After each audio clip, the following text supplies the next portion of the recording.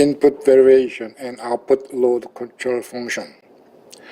To simulate actual active power line situation, we are connecting test power line into our load control equipment. With separator on and installing several Tolenoid C to get the proper power amount, 20 watt LED configured by 4 5 watt LED is connected.